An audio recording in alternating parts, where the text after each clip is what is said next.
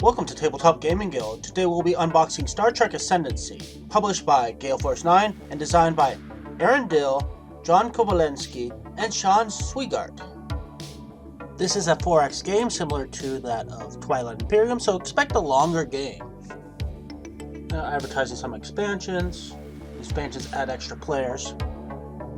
Otherwise, this is solely a 3-player game. This rulebook is actually pretty well balanced between pictures and text. You know, there's a fair amount of text, but it's nothing compared to what I was expecting for this type of game. Okay, we got our resource punch board. Punch out's fine, reasonable quality. Punch boards for space lanes. These set the number of spaces between each planet. I generally don't like measuring in any games, but at least on these ones they have the spaces, so you're not trying to guesstimate how many spaces are between each measurement. Player boards, it looks like there's a little part that punches out, so you can put some sort of slider in to track your shields and weapons. Let's look at the planets next, since looks like it's the core of this game. Looks like you have some planets that provide resources, some phenomena, I guess that's some like unknown hazard or something along that lines. Lots of planets to explore. I'm sure if I was a bigger Star Trek fan, I would recognize most, if not all, of these planets.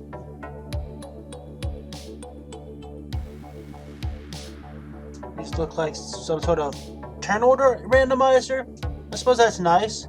Saves me having to go fetch a die to figure out who's first. Although these come with dice anyway, so it seems a little unnecessary. I love me a game with exploration cards.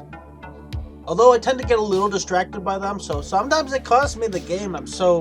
Get so into the exploration element. Looks like a lot of text, but it seems like most of it is flavor text, so not too bad about as far as the actual game mechanic text.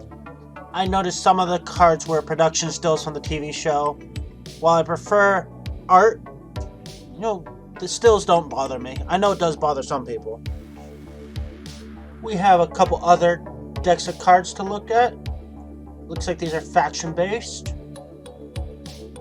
Okay, there seems to be text that your faction can develop throughout the game. Again, these seem text heavy, but most of it is flavor text. Tech trees are definitely another element I like in board games. Although both exploration and tech trees can be hard to institute well in a game. Some trade agreements. I suppose you can't have a 4X game without the possibility of negotiating. Looks like we have some player aids and some fleet cards that allow you to combine ships into a unified unit. Player aids have build costs on the front and player actions on the back, so seem pretty useful. Some more exploration cards. These seem to have a 50th anniversary logo, so maybe this is a little promo expansion or something. Some standard dice. And we have ships from each faction. These look like Klingon ships. Decent quality. Looks like they flattened the base a little bit so it stays on the board better and doesn't get knocked over so easily. And then we got fleet markers for the Romulans, which are basically just bigger versions of the smaller ships. Then we got Federation ships. Looks like a fleet marker with a nice large base they made it detachable so you can put it away without worrying about it snapping. Sliders for your player board.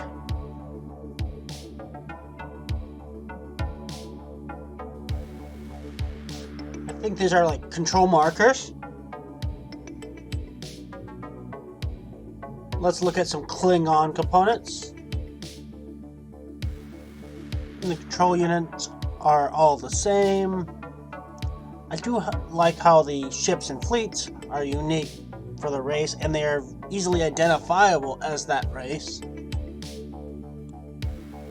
looks like you have 3 types of resource nodes you can build: production, culture, and research. So that's all the components for Star Trek Ascendancy. It seems relatively simple for this style of game. Hopefully it's a good game. I expect it'll be a long game, but that doesn't necessarily have to be a bad thing. For an IP game though, there's not much art at all in this game. The models are simple but nice. They are evocative of the cultures they're supposed to represent, so that's good. I am cautiously hopeful. These long games can be really epic when they pull it off well, but it's a very tight line between a good and bad game when it is this long. Well, thank you for watching. Please join us again for more unboxings, reviews, previews, and playthroughs.